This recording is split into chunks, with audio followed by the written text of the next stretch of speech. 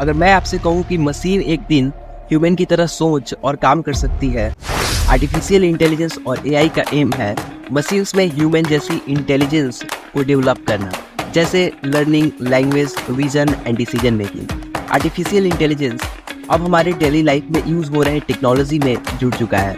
Virtual assistant जैसे कि सीरी, Google assistant से लेकर इमेज रिकॉग्निशन जैसे कि गूगल लेंस।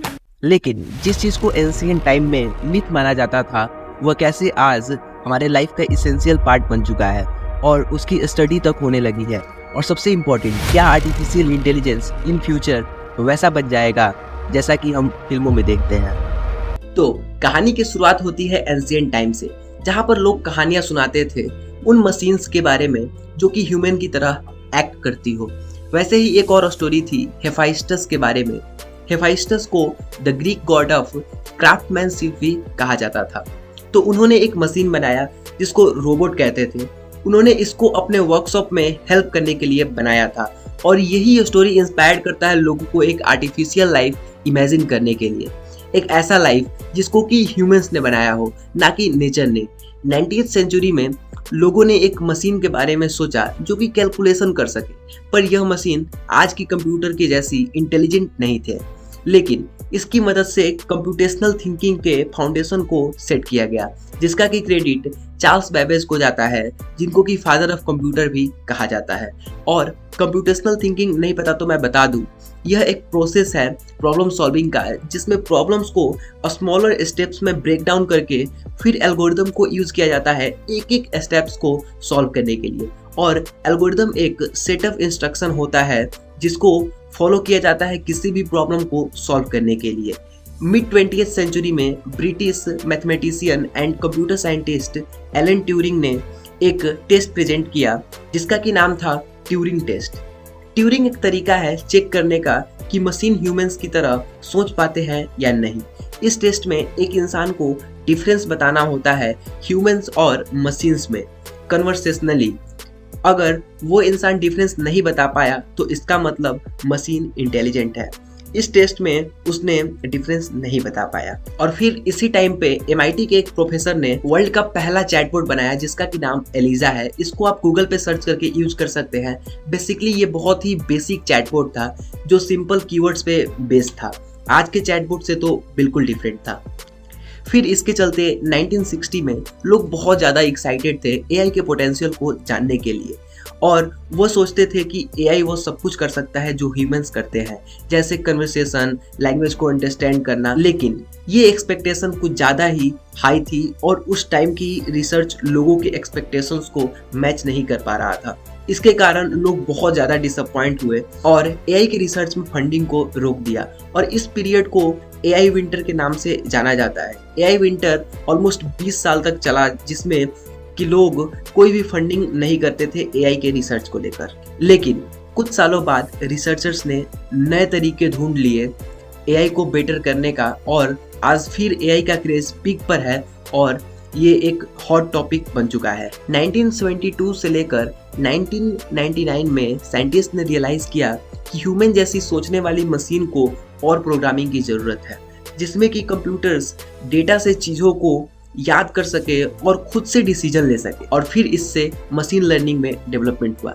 मशीन लर्निंग एक टाइप है आर्टिफिशियल इंटेलिजेंस का जो अलाउ करता है कंप्यूटर्स को डेटा से चीज़ों को याद रखने में, और वो भी बिना प्रोग्रामिंग के। इसके सैकड़ों एप्लीकेशंस आपको मिल जाएंगे, जैसे कि self driving car, fraud detection machine, spam message filter, auto recommendation systems in Netflix, YouTube, Instagram. Neural network एक और टाइप है आर्टिफिशियल इंटेलिजेंस का जिसका की पॉपुलैरिटी रिसेंट सालों में बहुत बड़ा है। न्यूरल नेटवर्क ह्यूमन ब्रेन से इंस्पायर्ड है।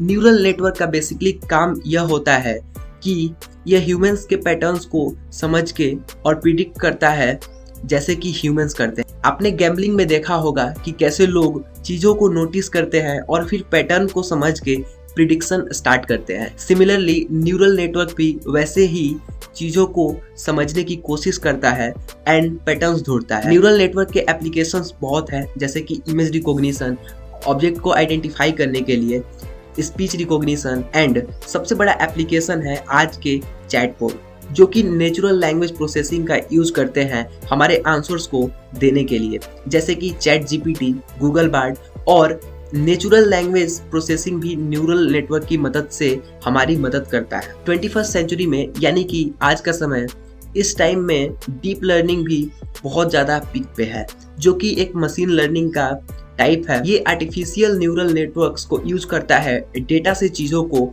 याद करने के लिए। डीप लर्निंग को यूज किया जाता है image recognition, speech recognition and natural language processing, जिसको कि मैंने अभी बताया। तो अभी बात करते हैं ये image recognition and speech recognition के बारे में।